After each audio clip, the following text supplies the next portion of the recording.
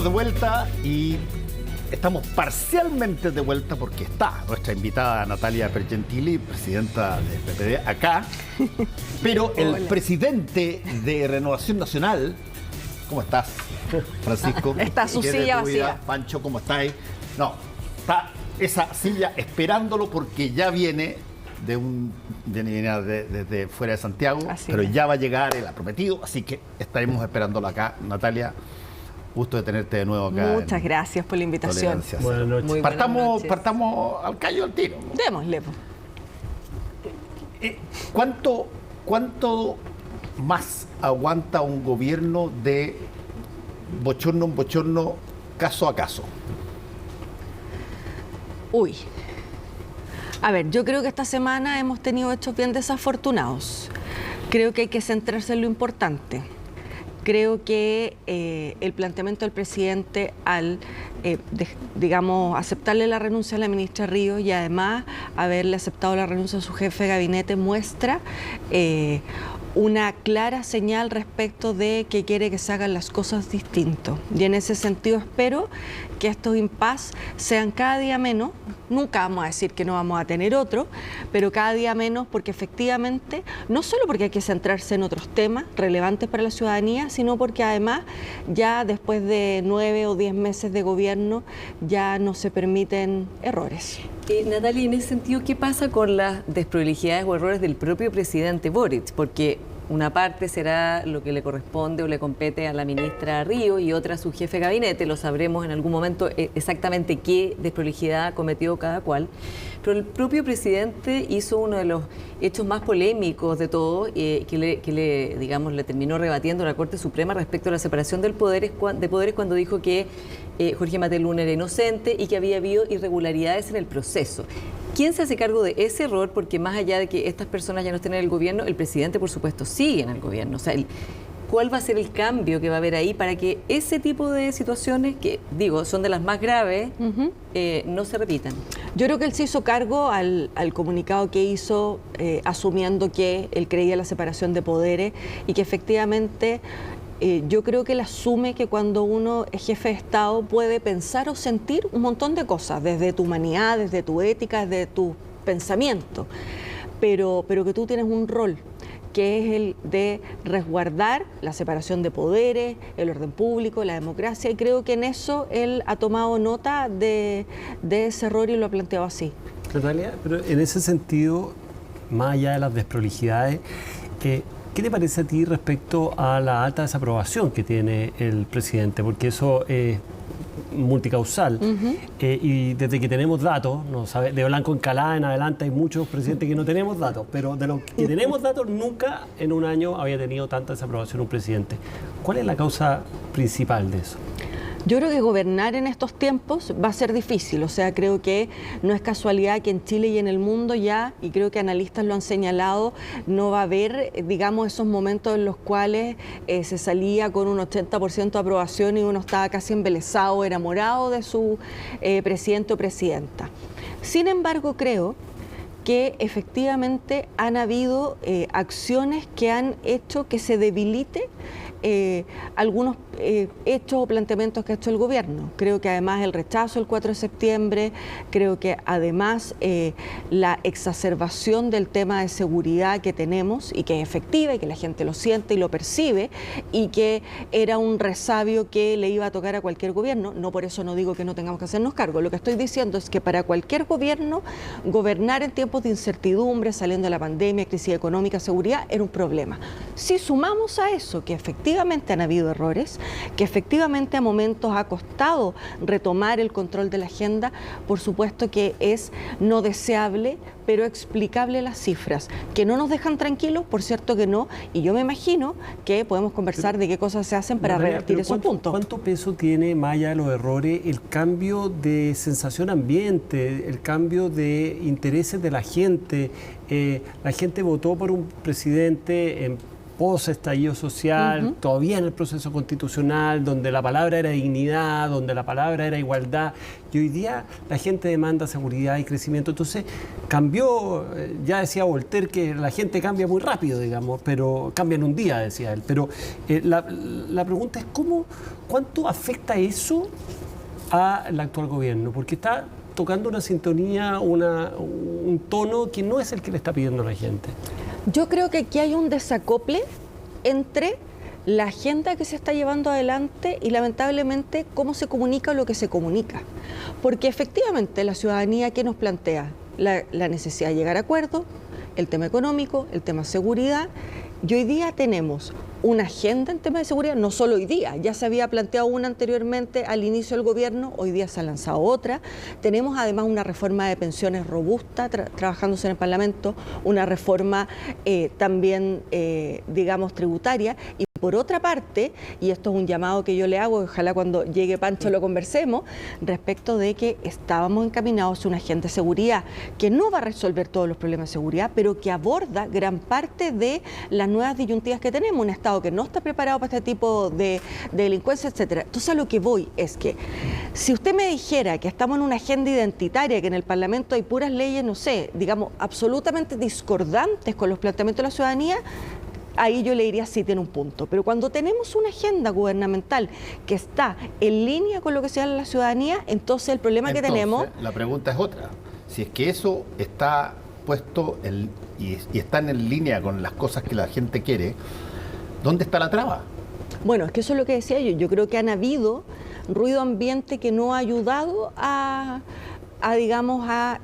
consolidar esta agenda. Natalia, pero en ese sentido, lo mismo lo que decía usted del acuerdo de seguridad, evidentemente que los indultos, digamos, ese día, cuando estaba la misma semana en que se iba a cerrar ese acuerdo, le hizo un daño. ¿Ustedes sí, claro. ¿Cuánto supieron como presidente de partidos que iban a ocurrir estos indultos? Bueno, nosotros sabíamos de la campaña que eso era una propuesta del presidente, pero la digamos, oportunidad, digo. Pero el hecho lo supimos, yo diría, una media hora antes del anuncio.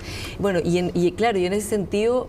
hay un acuerdo importante que quedó congelado, al menos no sabemos, le vamos a preguntar al senador Chaguán cuando llegue si eso tiene posibilidad de revivirse, pero se ve bastante complejo. Otros decían, Paulina O'Donnell decía, en realidad la derecha siempre se quería levantar, digamos, de esa mesa y encontró acá, le dimos la oportunidad, dice ella, de oro a la derecha para levantarse. ¿Se puede revivir esa mesa? Y si no, ¿cómo volver a intentar poner de acuerdo a todas las personas que hay que poner de acuerdo para sacar adelante medidas concretas para combatir la delincuencia y todo este problema tan grave? Bueno, eso es un poco lo que yo decía respecto al ruido ambiente, porque parece poco apropiado a la hora de los análisis visualizar el indulto como fue, bueno, y los ruidos y los ripios que tuvo cuando estábamos tramitando una reforma de seguridad, por un tema de señal, porque sin perjuicio de que el indulto era algo que el presidente había planteado, que él tenía la convicción, que además su prerrogativa, etcétera, quizás el momento y la oportunidad no eran y hubiésemos esperado cristalizar la agenda de seguridad. Entonces, claro, cuando a la opinión pública yo le digo, estoy trabajando en la agenda de seguridad por una parte, pero al mismo tiempo doy esta otra señal que tengo que explicarle, volver a explicarla y tiene errores y tiene ripios, claro, a veces parece que el mensaje fuera poco coherente o incongruente, y creo que allí hay una falla que hay que resolver, porque a mí no me cabe duda que todo el gobierno, liderado por la ministra Toá, en este caso por la materia en específico, está absolutamente comprometido con el tema de seguridad, no solo por la mesa, porque ojo, el presupuesto para este año en seguridad es uno de los más altos de los últimos años. Entonces, cuando le avisaron a usted, dijeron, chuta, va a quedar aquí la embarrada, o sea, ¿tuvieron la percepción de que aquí había una mala decisión? ¿Cómo fue la interna de eso? La verdad es que tuvimos bien poco tiempo para reaccionar, porque como le digo, fue minutos antes de que se anunciara. ¿Y le anunciaron que habían 11 o 13 a ustedes? Le prometo que no me recuerdo si hablamos de número. Se nos informó que el presidente iba a hacer uso de, primero que iba a cumplir su promesa, iba a hacer uso de su prerrogativa, iba a indultar a algunos presos del estallido. Solamente eso, yo pregunté algo no hablé del tema de seguridad, de hecho, más bien planteé si es que cuál era el tipo de delitos que habían cometido, en fin. Perdón, Natalia, pero a muchas personas que están escuchando en este momento el programa les puede estar rebotando en la cabeza una idea que es, a ver, Cuando se hace un indulto, si es que hay alguien que tiene toda la información respecto de quiénes son las personas, es el Estado. Y te lo estoy diciendo como indultado. Yo fui indultado. ¿Verdad? Por el presidente Elwin junto a una serie de otros periodistas inmediatamente después del término de la dictadura. A pesar de que me pidieron que yo solicitara el indulto, y yo dije no, porque lo que había hecho lo había hecho, que era escribir artículos en la revista Análisis.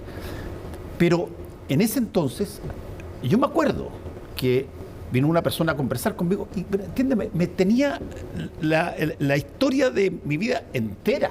Sabían exactamente quién era, qué había hecho, qué cosa, mi pasada por Estados Unidos, todo. Sabían perfectamente todo. Y es lógico. ¿Cómo puede ser de que puedan quedar condoros cuando tú tienes el mayor monopolio de la información posible? Bueno, yo creo que aquí tiene que ver con errores o, como tú dices, con doros, porque el presidente instruyó, que es la información que yo tengo, que el presidente instruyó que se diera o sea, en el fondo que se levantara la información respecto para hacer los indultos y que no hubiesen personas que tuviesen delitos antes del estallido. O sea, entendiendo que podemos estar de acuerdo o no, pero entendiendo que el estallido, para la visión que el presidente tiene, es para mí también es una anomalía social, una efervescencia, digamos, y que eso produjo una serie de acciones en masa o en manada que él sentía que debía cerrarse aquello por un tema de cumplir su palabra, cumplimiento con la familia, etcétera. Y lamentablemente no es lo que terminó ocurriendo. Y por eso, y por los errores que cometieron su equipo, es porque hoy día salen una ministra y un jefe de gabinete. De modo que se entiende que quienes revisaron, a lo mejor se les pasó esa información, Natalia, porque el mandato del presidente era otro. Dentro de la derecha de Chile Vamos hay quienes quieren revertir esos indultos, que le piden que los retire. Y usted hoy día dijo en Mesa Central, Luis Castillo no cumple con los planteamientos que hizo el presidente de indultar a las personas en el marco del estallido, como está diciendo ahora. Así es. ¿Significa que está de acuerdo con revertir los indultos, en el caso de Luis Castillo al menos? Yo no sé si legalmente se pueden revertir, no soy abogada, pero sí al menos tengo la tranquilidad, y le doy la tranquilidad a la opinión pública que puede estar molesta con el caso puntual del señor Castillo, que ha sido como el ícono, que no es que a estas personas se les perdone o se les limpie sus papeles, se les conmute su pena, sino más bien, en el fondo, la cumplen de otra manera, tienen firma mensual, etcétera. O sea, ellos igual van a estar siendo observados por la fuerza policial de manera aguda, por decirlo de algún modo. Natalia, esto también reveló las diferencias que hay dentro de la alianza de gobierno y las dos coaliciones, ¿no? Claramente. ¿Cuánto hace que esto hace que sea más difícil una lista única? Y usted es partidaria además de ir en listas separadas. ¿Esto abona más a que vayan en listas separadas? Ustedes con la Democracia Cristiana, que ya hoy día en su consejo manifestó su voluntad de ir con Socialismo Democrático en una lista aparte y no con la Prodignidad. Es que yo creo que no tiene que ver con una lectura de la coyuntura. No es como si, por ejemplo, no sé, el presidente estuviera en el 70% de aprobación, sí, vamos todo en lista. Yo creo que tiene que ver con dos cosas. Una, el tema electoral, por cierto. Y dos, porque yo creo que lo que le hace falta al gobierno es ampliar su base de apoyo. Hoy día tenemos una base de apoyo más bien reducida, y tenemos mundos con voto obligatorio que el socialismo democrático puede volver a hablarles y hacerles sentido. Mucha de la gente que votó rechazo puede votar por candidato al socialismo democrático, y porque además creo que podemos hacer o podemos tener una línea base común de una propuesta constitucional, pero con matices identitarios distintos. Y eso no tiene por qué ser una tragedia, ni mucho menos. Pueden ser complementarias, pero hay diferencias, y es importante con voto obligatorio transparentar esas diferencias, tratar de ampliar la base social y política de apoyo al gobierno. Natalia, ¿y el PS en qué está? Porque están ustedes de acuerdo, el PPD, el Partido Liberal, el Partido Radical, la DC que está ahí, pero el Partido Socialista estaría más bien por una lista, están divididos. Yo creo que el Partido Socialista está en un debate interno sobre esta materia, y la verdad es que a nosotros solo nos queda tratar de bregar porque finalmente podamos consolidar a través de una lista al socialismo democrático más la El anuncio de una sola alianza hace 2 meses que se dio después del cónclave, ¿eso se acabó? Es que no tiene, o sea, son cosas complementarias. Nosotros somos una alianza de gobierno que está constituida por 2 coaliciones. Tenemos el mismo foco en las prioridades del se país. anunció que esto iba a cambiar, que iba a haber una sola alianza, fue parte de los anuncios principales. No, pero es una alianza de gobierno en el fondo. Cómo 2 coaliciones cohabitan en función de sacar adelante reforma, cómo cohabitan para darle estabilidad y gobernabilidad al gobierno, etcétera. Se anunció que se iba a avanzar hacia una sola alianza. Que sí van a, o sea, yo recuerdo perfecto que la declaración tiene que ver cómo seguimos conversando para poder en algún minuto, si es que esto funciona, converger en una sola cosa. Pero creo que todavía eso está muy verde. Y está muy verde porque tenemos en algunos aspectos trayectoria, historia, evaluaciones de la historia distintas, pero insisto, porque tenemos un foco digamos, en la línea, si usted lo quiere decir así, izquierda-derecha, que nosotros sentimos que podemos conquistar a una ciudadanía a la cual el Frente Amplio no le habla. Y esa ciudadanía sí le podemos hablar nosotros. Y en ese sentido, porque una cosa son las 2 alianzas dentro de esta alianza. Las 2 coaliciones. Pero dentro de la coalición que usted representa, que en el fondo la continuidad de la concertación, uno de los hechos más sintomáticos que existieron en el plebiscito de septiembre, el 4 de septiembre, fue la división de la exconcertación. Eso se generó no solo a nivel de dirigentes, sino que a nivel de votantes, razón por la cual se llegó al porcentaje que se llegó. ¿Cuántos de esos votos se perdieron para siempre, digamos, desde ese mundo de la centroizquierda? No lo sé. Y es parte del trabajo que tenemos que hacer. Entonces, tenemos 2 opciones. O me parapeto en un nicho de votación e ideológico que puede ser estrecho a mi juicio, o con voto obligatorio y además con un trabajo respecto de relevar lo que es el socialismo democrático, la socialdemocracia en la sociedad actual, damos un salto y damos una pelea. Ahora, Natalia, eso es lo que quiero, que demos esa pelea. Y eso no es decir qué tan diferentes somos al Frente Amplio, sino qué espacio ocupamos y cómo hacemos un relato para ese espacio.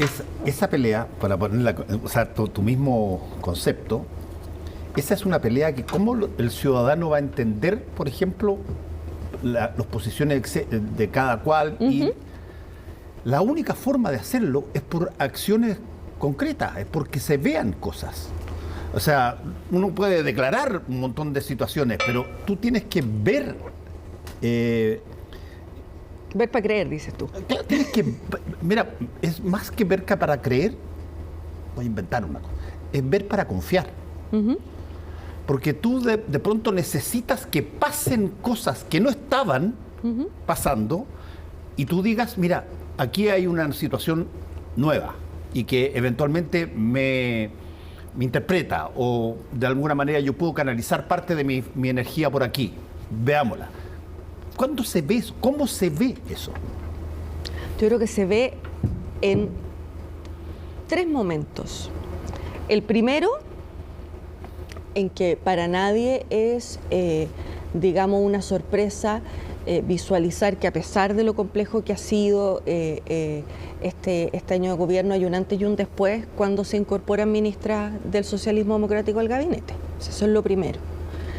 Lo segundo, porque existe una revaloración no de la concertación, existe una revalorización de lo que nosotros representamos, que tiene que ver con diálogo, que tiene que ver con políticas públicas pero incrementales, que tiene que ver con cierta gradualidad, que tiene que ver con el diálogo con la empresa, etcétera. No esta dicotomía, sino la apertura. Y además, porque nosotros queremos plantear digamos, una propuesta constitucional absolutamente minimalista, que releve todo lo que tiene que ver con una arquitectura del Estado que le habla a los ciudadanos de separación de poderes, derechos, etcétera, pero no que sea una propuesta programática. Entonces nosotros tenemos en nuestro relato y en nuestra propuesta constitucional matices que yo siento que la ciudadanía va a entender como una opción. Para entender, el PPD que usted preside, ¿no va a ir en una lista única con Aprodignidad? O sea, ¿es una decisión tomada o es una negociación todavía pendiente? Y lo mismo, ¿van a ir con la DC? Porque están todas las señales, la declaración de hoy día es bien clara, ¿es una decisión ya que van con la DC? A mí, Paula, no me gusta como negociar con el tejo pasado como para ver cuánto, o sea, el planteamiento del PPD es legítimo. Nosotros queremos ir en una lista con el socialismo democrático por todo lo que aquí he explicado y ojalá, por cierto, que se sume la ADC y si hay otras fuerzas independientes que andan por ahí dando vuelta. ¿Demócratas, por ejemplo? Podría ser. Y que tienen, porque la verdad, y hago un mini paréntesis, yo en la negociación sobre el tema constitucional entendí la diferencia entre demócratas y amarillos. ¿Cuál es? Demócrata estaba en este lado de la mesa, amarillos estaba en el otro lado de la mesa. O sea, amarillos de derecha. Al menos la negociación estuvo con la derecha y defendió los planteamientos de la derecha, lo cual es legítimo, ¿eh? Yo no estoy diciendo que no lo sea, digo que uno cuando se sitúa tiene que hacerse responsable de dónde se sitúa, entonces, y puede ser demócrata. Eso por una parte.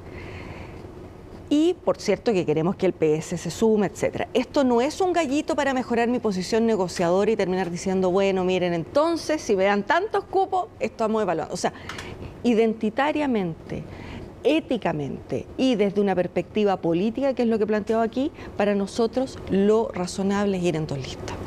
¿Y qué pasa si porque el presidente, el gobierno, a Prodignidad quieren una lista? Bueno, yo creo que, a ver, tenemos... Ver para confiar.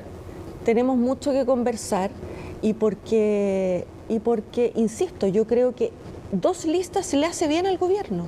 Dos listas amplía su base de apoyo. Natalia. Creo que una lista la reduce.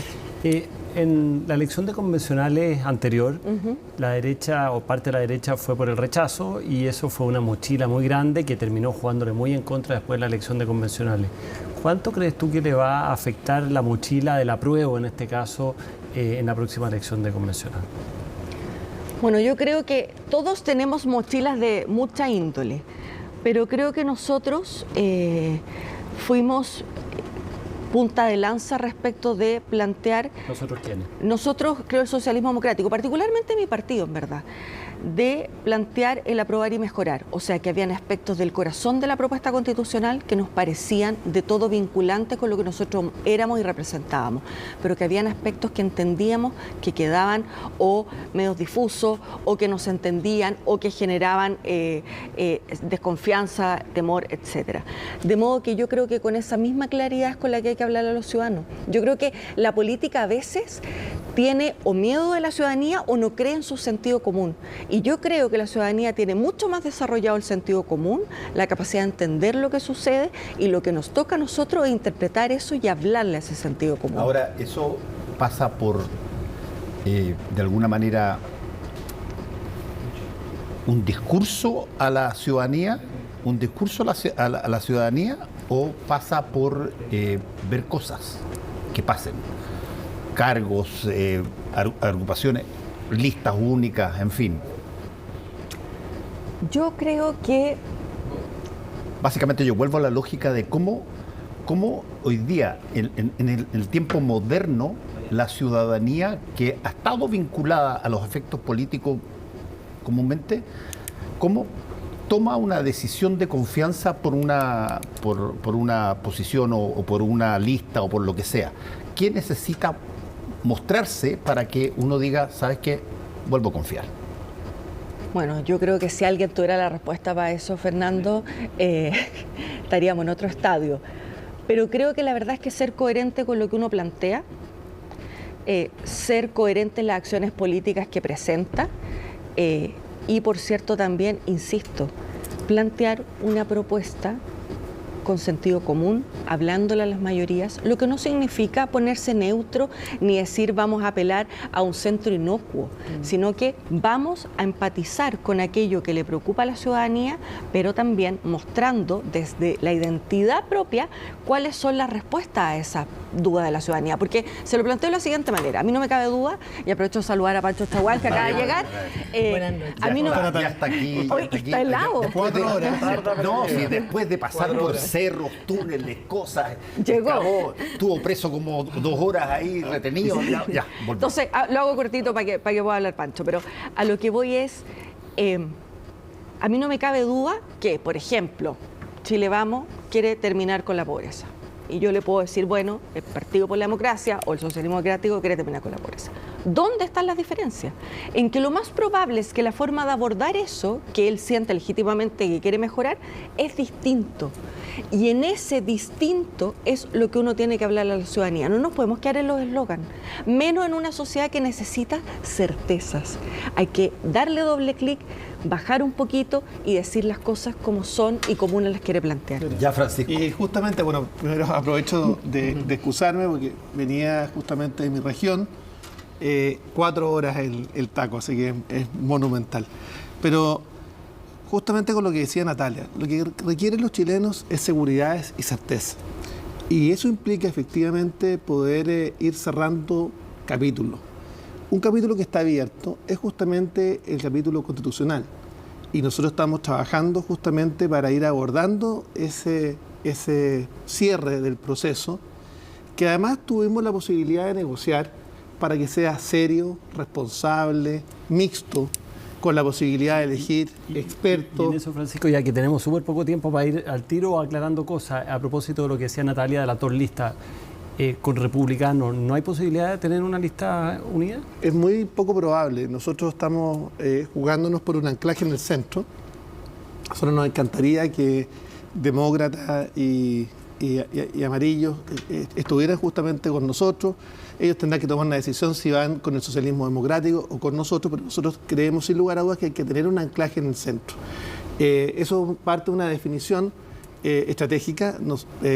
Creemos sin lugar a dudas que Renovación Nacional, la UDI y Evópolis hemos mostrado certeza que queremos un nuevo marco constitucional que asegura a los chilenos un pacto de convivencia en el largo plazo. Mientras tanto, hemos visto que republicanos y el Partido de la Gente, a veces sí, a veces no, están disparándole al proceso. Yo creo que hoy día Chile requiere abordar el tema constitucional y, por otra parte, los temas que afligen a los chilenos, que dicen relación con la seguridad, Senador, con el acompañamiento en tiempos de crisis, particularmente económica, etc. En ese sentido, la presidenta de Evópolis tuvo reuniones con el Partido de la Gente, Sí. que no cayeron muy bien en Chile Vamos. ¿Cómo se explica eso? ¿Están buscando alianzas? Sí, pero yo quisiera desdramatizar. Primero, Renovación Nacional, la UDI y Evópolis hemos actuado de una manera extraordinariamente coordinada. Nosotros prácticamente hablamos, no una, Sí. muchas veces al día. Es el primer chat que tengo Sí. anclado en mi ¿Y esto celular. usted lo sabía? Hablamos, sí, claro. sí, Sabía claro. que iba a hablar con Así el Partido es, de la Gente. Sí, Ya. sabíamos perfectamente y por supuesto que estamos viendo cómo ampliamos el anclaje Sí. para darle más volumen y densidad Senador, a la lista que y vamos a ya que llevar. hablan tanto, ¿cómo viene mañana la votación del fiscal en el Senado? Bueno, ahí le quiero ser muy ¿Vamos a claro. tener fiscal mañana o por A ver. tercera vez no va a haber fiscal? Yo le quiero ser muy claro. Ahí, Renovación Nacional, le puedo hablar por mi partido, nuestro partido. Somos un partido que la votación de sus senadores es en conciencia. Y usted verá que en las últimas 2 propuestas hubo votos en una y en otra dirección.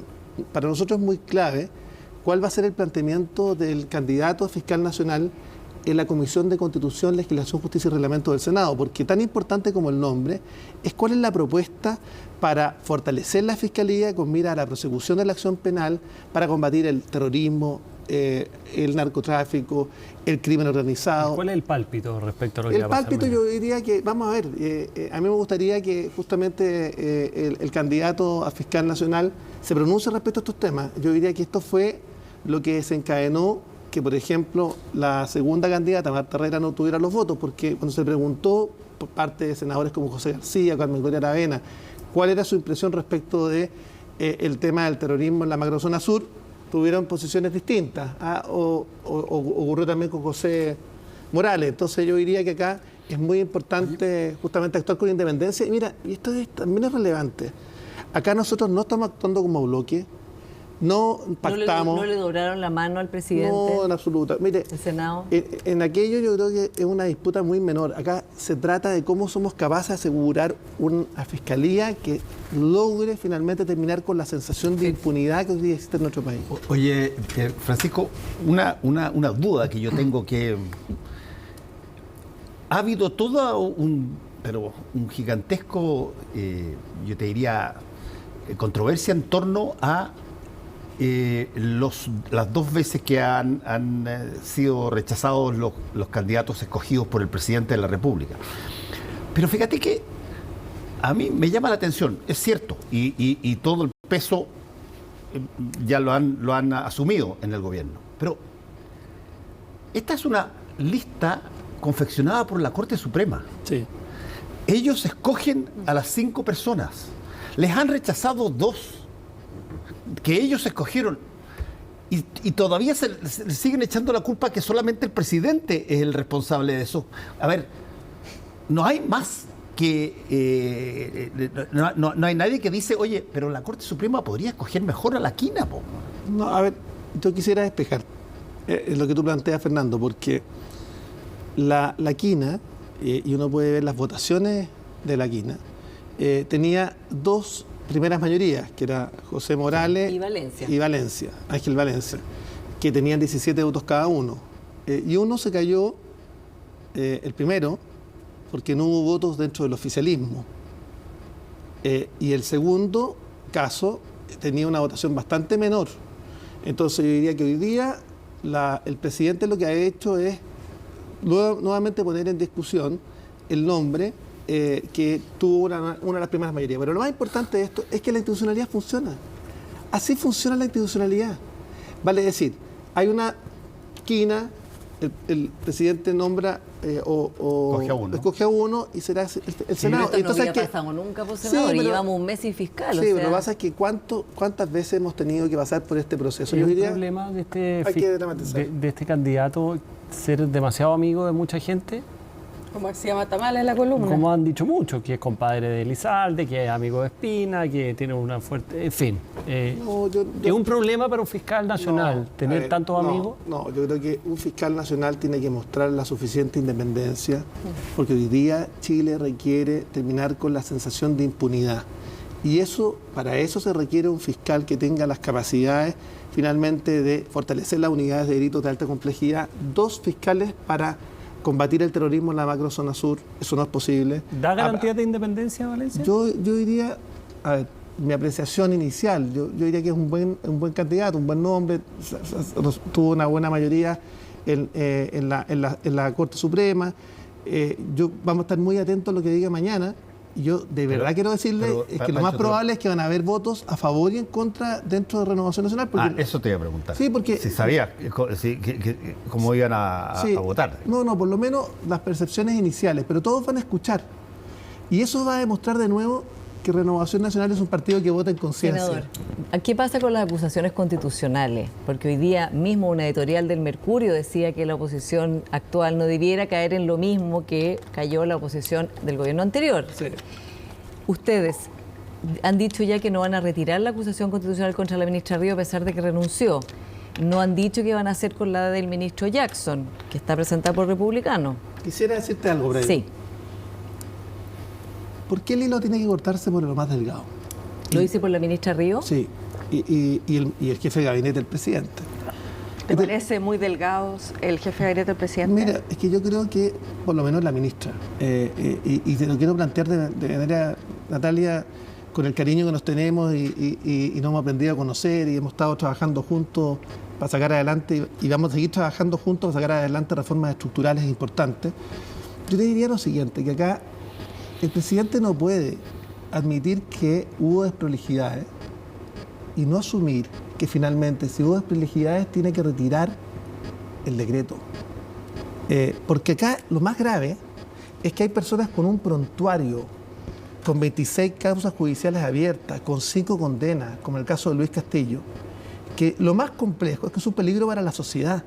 Y el propio no ha mostrado arrepentimiento, muy por el contrario, ha dicho que va a seguir en la lucha subversiva. Entonces yo diría que claramente acá el presidente, yo le quiero pedir que tiene una oportunidad de retirar el indulto. Y acá, ¿Usted le pide que retire todos los indultos, los 13, o el de Luis Castillo? Yo creo que los indultos fueron una mala señal en una oportunidad política en que estábamos llegando a acuerdos para una agenda de seguridad muy potente y que lo que requiere la ciudadanía es seguridad. Y la pelea pequeña de la trinchera política a la gente no le importa que le aseguren que pueda estar libre de no ser asaltada o fruto Ya, de senador, pero no me contestó, le está pidiendo que retire Sí, no, yo le estoy los 13 indultos. Yo estoy pidiendo a lo menos, pero las cosas que son evidentes. Mateluna es evidente. El caso de Castillo es evidente. Hay otras 4 o 5 personas que tenían efectivamente amplios prontuarios. Entonces esta es una facultad del presidente, pero ciertamente que acá hay una posibilidad de dar una señal a la opinión Pero pública. A propósito de señales, usted mismo ha dicho de que por qué el hilo se corta por lo más delgado y sin embargo están acusando al hilo delgado, digamos. ¿Por qué la acusación constitucional a la ministra la mantienen? Que además ya renunció. Sí, es que yo se lo quiero señalar. Y usted me va a entender. Renovación Nacional es un partido que tiene libertad de conciencia de sus parlamentarios. Nosotros no instruimos como partido la acusación constitucional. Cada uno se manda solo, no, como diría el senador pues Insulza. es la bancada de diputados, porque es la bancada de diputados. Pero ¿cómo el presidente del partido, que además es senador, y que además va a tener que resolver esa acusación constitucional en el caso que prospere como jurado? Yo estaría haciendo un juicio de valor anticipado.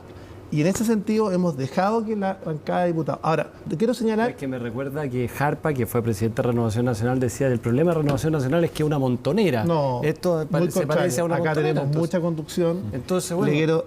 Pero en estas materias, donde el presidente del partido es además senador y tiene que finalmente resolver como jurado... Eso te limita a ti nomás, a mí, Pancho. No limita pero no al puedo, partido. Sí, pero no puedo desdoblarme porque estoy aquí yo entrevistado del presidente del partido y además senador. Sí. Pero ¿les parece bien caer en esto de la acusación constitucional? Yo creo que las senador? acusaciones constitucionales no son el camino, salvo situaciones de carácter excepcional. Claro. Y yo quiero plantearlo, porque cuando se planteó la acusación constitucional en contra de la ministra Isquia Siches, nosotros señalamos que no era el momento de acusaciones constitucionales y había que darle espacio. Pero estamos en un momento muy complejo. O sea, para que Renovación Nacional, su bancada, finalmente tome o dé un paso adelante en esta acusación constitucional, es porque tiene que dar una señal política y pública potente, porque la seguridad ciudadana... Pero no es más señal, pues, Pancho, en esa misma línea. Abandonar la idea de la acusación constitucional toda vez que la ministra ya renunció y centrarnos en los temas sobre los cuales había acuerdo en la mesa de seguridad. Sí. Porque yo siento que eso es, que eso es lo imperativo hoy día. Sí, Natalia, yo te quiero decir que Renovación Nacional está abierto a volver a trabajar, no hemos parado de volver volver a la mesa de seguridad. No, nosotros queremos convocar al gobierno a la mesa de seguridad que nosotros le estamos convocando. Y le quiero decir lo siguiente. Pero, senador, entonces eso sí que la gente no lo va a entender nada. O sea, hay una mesa que hace la ministra del Interior. Sí. Y ahora ustedes van a hacer otra mesa a la que lo van a invitar. O sea, no se trata ni de un lugar físico ni de una actitud. Se trata de una agenda con urgencias legislativas. Y la ministra del Interior nos comprometió el primer día una agenda con urgencia al sistema integrado de inteligencia, urgencia al proyecto de ley de usurpación, del cual yo soy coautor, Ministerio de Seguridad. Al Ministerio de Seguridad, al proyecto que nos permite sacar adelante dijimos, el sistema integrado de inteligencia, la usurpación, temas, vamos un segundo, temas que dicen relación con temas tan importantes que nos permitan establecer el estatuto de las policías para que cuando finalmente se atente contra las policías de Carabineros o la PDI o Gendarmería hayan penas más altas, o sea, se restablezca el sentido de autoridad, temas que digan relación con ser capaces de poder focalizarnos en la ley antiterrorista, porque hay que reconocer que tenemos un problema de terrorismo en la macrozona sur. Entonces, yo diría que, mira, curiosamente con el socialismo democrático, tenemos mucho más coincidencia en estas materias, porque hay sentido de realidad. Mucho más coincidencia que qué. Que aprobabilidad. En aprobabilidad hay un problema estructural y podríamos conversarlo no tenemos ningún problema con conversarlo al aire con Natalia. Acá tenemos un problema que hay un sector de una de las coaliciones oficialistas que tiene sesgo y tiene un problema de complejo en darle más atribución a las policías, en entender que acá hay que proteger la infraestructura crítica y por tanto el rol de las Fuerzas Armadas debe ser otro. ¿Estamos hablando de? Estamos hablando del Partido Comunista, estamos hablando de algunos partidos del Frente Amplio. Pero la mesa y yo de veo, seguridad... y yo veo en el socialismo democrático muchas más coincidencias de cómo avanzamos para adelante en términos de seguridad. Porque si tú le preguntas a Natalia, y aprovecho de hacerlo ahora, o también a Paulina Bodanovich, ambas tienen claridad. Paulina más aún fue muy crítica respecto al otorgamiento de los indultos. Dijo que la oportunidad no era adecuada, que estaba dispuesto, al igual que nosotros, en dejar esta institución de los indultos solo por razones humanitarias. Entonces yo diría que acá hay más sentido común y más sentido de realidad y menos trinchera ideológica. Y yo quiero decir que Natalia, y lo digo porque no solamente hemos trabajado en el acuerdo constitucional, tenemos una visión compartida respecto a dónde deben venir las reformas estructurales, porque la centro derecha y la centro izquierda están llamadas a darle certezas, seguridades y estabilidad a Chile. Y yo diría que ese es el gran camino que tenemos nosotros por delante. Nos casamos al tiro. Debo señalar... Por eso se puso camisa roja.